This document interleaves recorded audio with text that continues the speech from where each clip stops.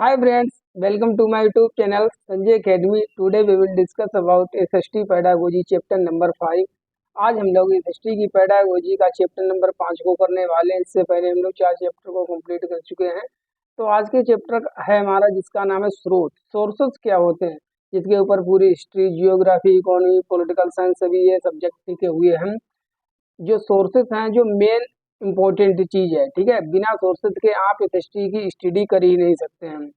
तो जानेंगे हम लोग कि सोर्सेज कितने टाइप्स के होते हैं, प्राइमरी क्या है, सेकेंडरी क्या है, कौन सा ज़्यादा इंपॉर्टेंट है, प्राइमरी की सेकेंडरी, और इस पर आधारित क्वेश्चन बहुत पूछे जाते हैं। तो आज हम लोगों ने एक छोटा ही चैप्टर है, ठीक है। इसके बाद 2-3 क्वेश्चन हमने रखे हैं, फिर हम उनको सॉल्व करेंगे कि प्रीवियस ईयर में किस प्रकार से क्वेश्चन पूछे जाते हैं। चलिए, तो पहले तो अपनी क्लास को स्टार्ट करते हैं। देखिए, चैप्टर नंबर 5 स्रोत, प्राथमिक एवं द्वितीयक स्रोत। Just 1 minute. स्रोत, sources, primary and secondary sources. What is primary sources, what is secondary sources.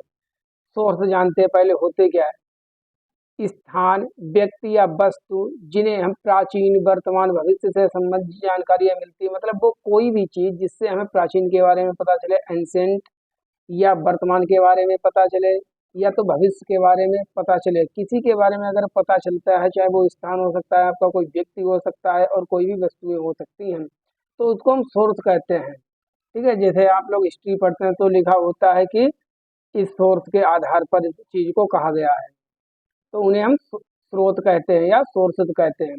उदाहरण के लिए, हड़प्पा सभ्यता के पुरातात्विक स्रोत, आर्कोलॉजिकल सोर्सेज से हमें वर्तमान समय में उसके बारे में जानकारी मिलती है। जो खुदाई की गई है वहाँ पर इंडस वैली सिविलाइजेशन में, हड़प्पा सभ्यता में, तो उससे हमें क्या पता चला कि वहाँ के जो गलियां हैं वो राइट एंगल पर काटती है। मतलब कि उस समय के लोगों को जियोमेट्री की बहुत अच्छी खासी पहचान थी, जानकारी थी। तो हमें वर्तमान में उस चीज का पता चलता है, वो लोग जो थे बहुत एडवांस लेवल की टेक्नोलॉजी को जानते थे। इसलिए हम हिस्ट्री को पढ़ते हैं, ठीक है। और हिस्ट्री को पढ़ने का केवल मतलब ये नहीं है कि हम वर्तमान में उस चीज का अगर मतलब ना निकाल पाए तब हम पढ़े, नहीं। वर्तमान में उस चीज का रेलिवेंस हमारे लिए क्या है, ठीक है, बेनिफिट क्या है, इसलिए हम हिस्ट्री को पढ़ते हैं। स्रोतों से वे प्राचीन समाज के बारे में पता चलता है, साथ ही आने वाले समाज के स्वरूप को बताने में सहायक होता है। तो ये तो स्रोत के बारे में हमने जान लिया कि सोर्सेस होते क्या हैं। अब देखिए स्रोतों के प्रकार, kinds of sources. 2 kinds of sources होते हैं। जानकारी एवं सूचना प्राप्ति के आधार पर स्रोतों को 2 प्रकारों में बांटा जाता है। कौन कौन से? प्राथमिक और द्वितीयक, प्राइमरी एंड सेकेंडरी सोर्सेस। अब हम लोग जानते हैं इनमें डिफरेंस बहुत इंपॉर्टेंट है। प्राइमरी सोर्सेस क्या होते हैं और सेकेंडरी सोर्सेस क्या होते हैं। देखिए, प्राइमरी नाम से ही क्लियर है, प्राथमिक।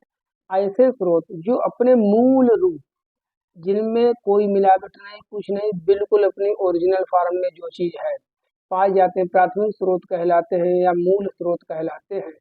अब मूल स्रोत आपके 3 प्रकार के हो गए। कितने प्रकार के? 3 प्रकार के हो गए, ध्यान दीजिए।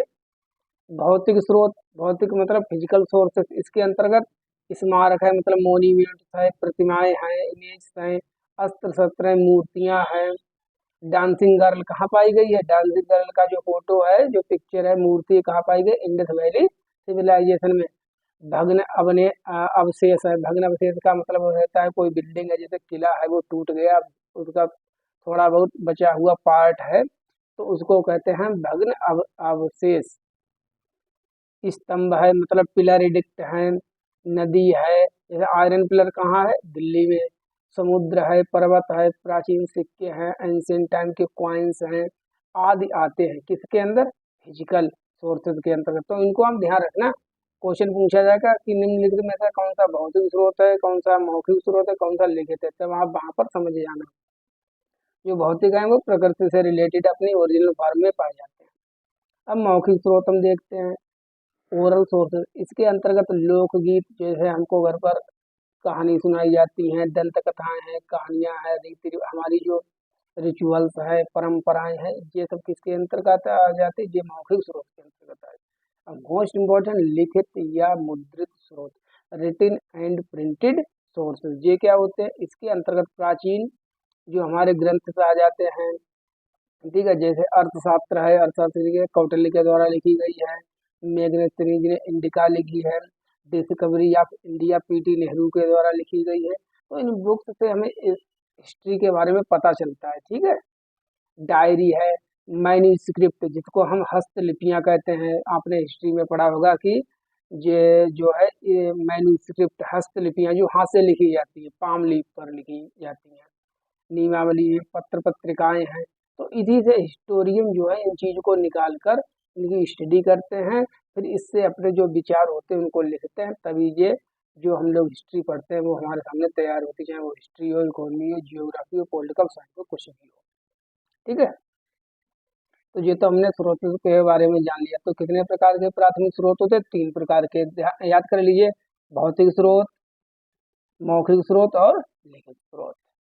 चलिए अब हम जाते हैं जानेंगे प्राथमिक स्रोतों के गुण, इनके क्या क्या गुण होते हैं। देखिए, प्राथमिक स्रोत संबंधित पक्ष का निष्पक्ष विवरण देने में सहायक होते हैं। क्यों? इसमें हम कुछ मिलावट कर ही नहीं सकते हैं। जो जैसे कॉइन कोई मिला है, कोई डांसिंग गर्ल की पिक्चर मिली, मतलब कि हमको मूर्ति मिली है, कोई रेड फोर्ट है, मतलब फोर्ट ले लीजिए आप, या कोई भी चीज़ है, तो उसमें हम कोई चेंज नहीं कर सकते। नदी है, पर्वत है, पठार है, हिमालय है, इनमें हम क्या बदलाव करें? कुछ नहीं। तो निष्पक्ष विवरण देने में सहायक होते हैं। प्राथमिक स्रोत अध्ययनकर्ता को अपने ढंग से सोचने एवं विचार करने का अवसर उपलब्ध करवाते हैं। इसका मतलब यह है, जैसे हिस्टोरियन ने या जियोग्राफर्स ने, ठीक है, कोई चीज़ निकाली, अब उसने कोई चीज़ फाइंड आउट की, उसको कोई तथ्य मिला, तब उससे फिर वो अनुमान लगाते हैं कि उस समय क्या रहा होगा। जैसे कि हड़प्पा सभ्यता में एक जो है बहुत बड़ा स्नान घर मिला, जो आई थिंक मोहनजोदड़ो में है, ठीक है। तो उससे वो ये निकालते हैं इन्फीरियंस की, तब उस समय जो है कम्युनिटी स्नान घर थे, ठीक है, नहाने वाले। तो ये फिर अपने हिसाब से उसको इलाबोरेट करते हैं, किसी भी तत्व को सोचने और विचार करने का अवसर उपलब्ध करवाते हैं। आपने देखा होगा कि हिस्ट्री में निरे मत होते हैं, इस मत के अनुसार, इस मत के अनुसार, इस मत के अनुसार, यही होता है। प्राथमिक स्रोत से आलोचना तथा चिंतन की क्षमता का विकास होता है, ठीक है। अलग अलग प्रकार से अलग अलग हिस्टोरियन जो है किसी चीज़ को एक्सप्लेन करते हैं। जैसे मैं आपको बता दूं, एक बुक में मैंने हिस्ट्री में पढ़ा था कि ऐसा लिखा है कि जो चंद्रगुप्त मौर्य था उसके पास 5 लाख सेना थी, ठीक है। एक मत कहता है कि 5 लाख सेना थी, दूसरे मत ने उसको, आलोचक ने उसको कटाक्ष कर दिया कि 5 लाख सेना का उसमें रहन सहन है, ठीक है, और ट्रांसपोर्टेशन बहुत मुश्किल होता है, तो ये काल्पनिक है, इतनी नहीं थी, इतनी ना हो, कोई 1 लाख बता रहा है, कोई 2 लाख, तो ये मत चलते रहते हैं, ठीक है। ऐसा इसमें कोई क्लियर कट नहीं है। अब हम प्राथमिक स्रोत की सीमा, इनकी खामियां तो सभी चीज की होती हैं, लिमिटेशंस क्या है? What is limitations of primary source? प्राथमिक स्रोतों को लंबे समय तक सुरक्षित रखना कठिन होता है। मान लीजिए आज कोई किला है, आज है, आज से 100 साल 200 साल बाद धीरे धीरे बिल्कुल नहीं रहेगा। या कोई चीज, तो प्राथमिक चीजों को जो है प्रिजर्व रखना जो है बहुत ज्यादा मुश्किल होता है।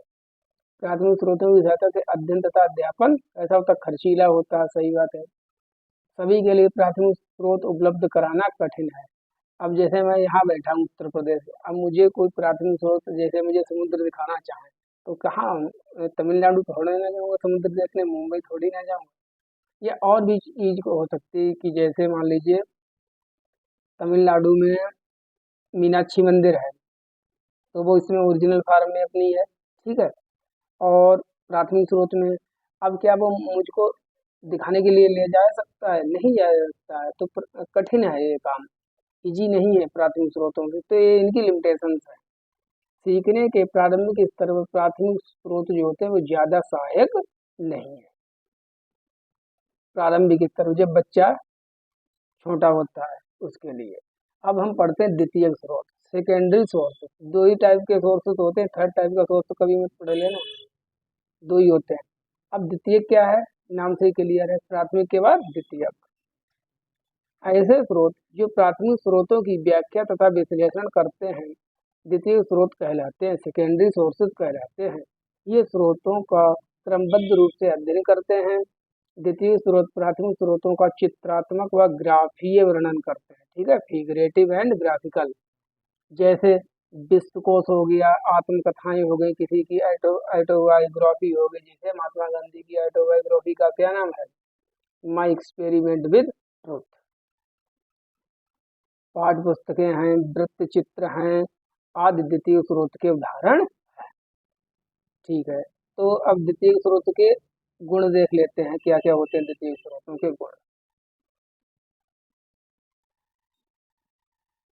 क्वेश्चन पूछा जाए कि आत्मकथाएं किसमें आएंगी, तो आत्मकथाएं द्वितीय स्रोत में आएंगी, ना कि प्राथमिक। अब देखते हैं ऐसे स्रोत जो प्राथमिक स्रोतों, वो तो पढ़ ही चुके हैं, इधर आते हैं द्वितीय स्रोतों के गुण। द्वितीय स्रोत आसानी से तथा अधिक मात्रा में उपलब्ध हैं। ठीक है, बहुत ज्यादा है, आराम से इनका हम अध्ययन कर सकते हैं। इनका भंडारण तथा वितरण आसान होता है, लंबे समय तक उनको सुरक्षित रखा जा सकता है। ठीक है, ये कम खर्चीले होते हैं, आराम से इजीली अवेलेबल होते हैं। ठीक है, अब आज तो इंटरनेट का टाइम है। अगर मान लीजिए मुझे डिस्कवरी ऑफ इंडिया पढ़नी है पंडित जवाहरलाल नेहरू की, अभी 1 मिनट नहीं लगेगा, हम डाउनलोड करके उसको पढ़ सकते हैं। तो खर्चीला बिल्कुल मेरा खर्च नहीं हुआ। अगर हम इसको खरीद कर लाते तो हमको रुपए खर्च करने पड़ते। तो ये चीज़ है। महात्मा गांधी की माई एक्सपेरिमेंट विद ट्रूथ अगर हमको पढ़नी है तो आराम से हम इसको डाउनलोड करके पढ़ सकते हैं। अब द्वितीय स्रोतों की भी सीमाएं हैं, लिमिटेशंस हैं, काम मतलब कमियां हैं, क्या है देखते हैं। द्वितीय स्रोत पर व्यक्तिगत प्रभाव आसानी से देखा जा सकता है। अब जिसकी आत्मकथा पढ़ोगे, हो सकता है उसने अपने हिसाब से किसी चीज को लिख रखा हो कि जो है स्वतंत्रता के बारे में या किसी चीज के बारे में, तो इस पर जो होता है, जो जो इंडिविजुअल डिफरेंसेस के कारण जो है इंडिविजुअल इन्फ्लुएंस होता है सबसे ज्यादा। ठीक है, प्रभाव होता है, अतः इसकी निष्पक्षता पर प्रश्न उठता है, उठाया जाता है। द्वितीय स्रोत स्वस्थ आलोचनात्मक बुद्धि के विकास में सहायक नहीं माने जाते हैं, क्योंकि सीधे सीधे क्या है, जो है डिस्क्रिप्शन लिखा हुआ होता है। जितने की प्राथमिक स्रोत माने जाते हैं, तो प्राथमिक स्रोत ज्यादा ऑथेंटिक माने जाते हैं, ज्यादा बेस्ड है, इसीलिए द्वितीयक स्रोतों से। तो इनकी सीमाएं हमने देख ली। अब हम देखेंगे, बस चैप्टर समाप्त होने वाला है। सामाजिक अध्ययन के शिक्षण में स्रोतों के प्रयोग, क्यों इनको प्रयोग किया जाता है, क्या है ये देख लेते हैं। स्रोतों के प्रयोग से छात्रों की तर्क शक्ति में सहायता मिलती है, मतलब जो बच्चों की जो है रीजनिंग है वो इम्प्रूव होती है। इनके प्रयोग से अर्जित ज्ञान में सजीवता आती है, विद्यार्थियों को अन्वेषण मतलब डिस्कवरी एवं परीक्षण की आदत पड़ जाती है, मतलब बच्चे जो है डिस्कवरी करके सीखने की आदत पड़ जाती है। जैसे आपने किसी पुराने समय का एक क्वाइन दे दिया कि इसके ऊपर कुछ सोचो विचारो, तो बच्चा उसको डिस्कवरी करेगा धीरे धीरे कि इसमें क्या है, उसमें क्या था क्या नहीं था। तो ये चीज है। ठीक है, समझ गए होंगे आप, जैसे कि आयरन पिलर कहाँ है, दिल्ली में, उसके ऊपर। इसलिए शिक्षक का ये कर्तव्य है कि वे छात्रों को उपयोगी सामग्री से परिचित कराए तथा उसका विवरण प्रस्तुत करे। अब देख लेते हैं, शिक्षक छात्रों के सामने मूल स्रोतों का प्रदर्शन उचित समय पर ही करे, मतलब जब उपयोगी हो तभी उस समय बच्चों को दिखाना चाहिए, जो कि हमारे प्राथमिक स्रोत है उनको, या द्वितीयक। शिक्षक मूल स्रोतों का प्रयोग करते समय छात्रों के कुछ विशिष्ट अनुच्छेद मतलब पैसेज के अध्ययन का उत्तरदायित्व भी दे सकता है, मतलब कि जैसे कोई पीटी नेहरू की, जैसे मान लीजिए डिस्कवरी ऑफ इंडिया है, कोई पैसेज इसमें लिखा, तो टीचर क्या कर सकता है कि बच्चे को दे सकता है कि अच्छा इस पैसेज को पढ़ो और बताओ इसमें क्या लिखा है। ठीक है, किस समय का इसमें वर्णन है। परंतु ये सभी अनुच्छेद रोचक एवं विषय से संबंधित होना चाहिए, लेकिन वो हमारे से रिलेटेड होने चाहिए। इससे छात्रों को स्वयं करके सीखने एवं पर्यवेक्षण संबंधी ज्ञान का विकास होता है। अब ये तो हमने पढ़ाई कर ली, प्राथमिक और द्वितीय स्रोतों के बारे में पढ़ा। अब हम लोग क्वेश्चन करेंगे जो कि मोस्ट इम्पोर्टेंट है, पूछे गए। देखिए,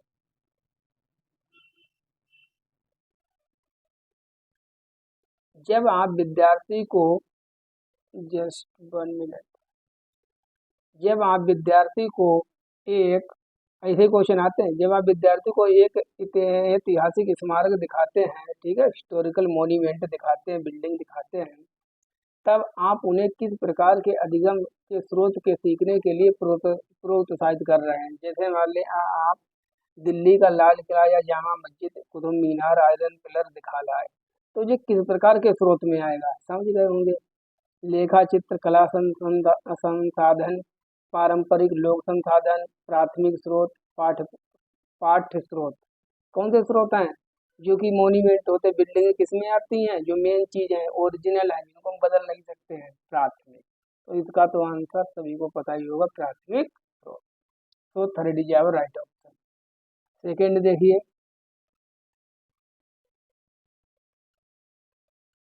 एक शिक्षक भारत के विभाजन पर प्राथमिक स्रोतों पर आधारित एक कार्य योजना प्रोजेक्ट करवाना चाहता है, ठीक है, मतलब कि भारत के विभाजन के ऊपर। तो उसको क्या करना चाहिए? मौखिक इतिहास, समाचार पत्रों का पूरा लेखागार, उपन्यास, कथाएं। क्या है? मौखिक इतिहास ये तो होगा नहीं, मौखिक इतिहास तो नहीं उपलब्ध हो सकता है। तो तीन बचे, अब तीन में बताइए क्या? उपन्यास होगा, आत्मकथाएं होगी, कि समाचार पत्रों का पूरा लेखागार। अगर आपको एक प्रोजेक्ट कार्य करवाना है कि भाई ड्यूरिंग डिवाइडेशन ऑफ इंडिया क्या हुआ था क्या नहीं हुआ, तो उस समय के जो लेख हैं, समाचार पत्र हैं, ठीक है, या लोगों की ऑटोबायोग्राफी तो नहीं है, लेकिन जो भी उस समय के जो डॉक्यूमेंट्स हैं, गवर्नमेंट डॉक्यूमेंट्स हैं, कि कितने लोग इधर से उधर गए, कितने लोगों की जान चली गई, क्या हिंसा हुई थी क्या नहीं हुई थी, तो इन सभी के बारे में आपको कैसे पता चल सकता है? समाचार पत्रों का पूरा लेखा गाती टेट ने इसी को सही माना है। वैसे हमें तो आत्मकथाएं लग रहा था, लेकिन टेट ने जो है सही माना है बी वाले को, सेकंड को, समाचार पत्रों का पूरा लेखा गार। 2016 में ये क्वेश्चन पूछा गया था। ये एक लास्ट क्वेश्चन है, इसको कर लेते हैं। स्थानीय समाचार पत्र से मौसम की जानकारी का संग्रह किस प्रकार का स्रोत है? अब जैसे जो हमारे यहाँ डेली न्यूज़पेपर आते हैं, ये बताइए, इनसे आपने देख लिया कि अच्छा भाई आज जो है आंधी तूफान आने वाला है, तो आपको ये मौसम की जानकारी मिलने की, बारिश होने वाली है। अब बताइए न्यूज़पेपर किस प्रकार का है स्रोत? प्राथमिक, द्वितीयक, तृतीयक, प्राथमिक एवं तृतीयक। तो तृतीयक तो कुछ होता ही नहीं है, इतना तो आपको कन्फर्म है। तो तृतीयक वाले तो देखते हैं कट कर दो, दो ही प्रकार के स्रोत होते, तो या तो प्राथमिक होगा या द्वितीयक होगा। देखिए जो न्यूज़पेपर है वो मेन है, मुख्य है, ओरिजिनल है, ठीक है। तो जो चीज़ मुख्य होती है, ओरिजिनल होती है अपने फॉर्म में, तो वो क्या होती है? प्राथमिक। तो जो न्यूज़पेपर है वो प्राथमिक स्रोत में आ जाएगा। चलिए अपनी क्लास को यहीं पर कंप्लीट करते हैं, मिलते हैं नेक्स्ट वीडियो में। Thank you for watching. जो भी लोग क्लास को देखें, क्लास को प्लीज़ शेयर कर दिया करें। अगर आपने अभी चैनल को सब्सक्राइब नहीं किया तो सब्सक्राइब कर लें, ठीक है, लाइक कर दिया करें। Thank you for watching.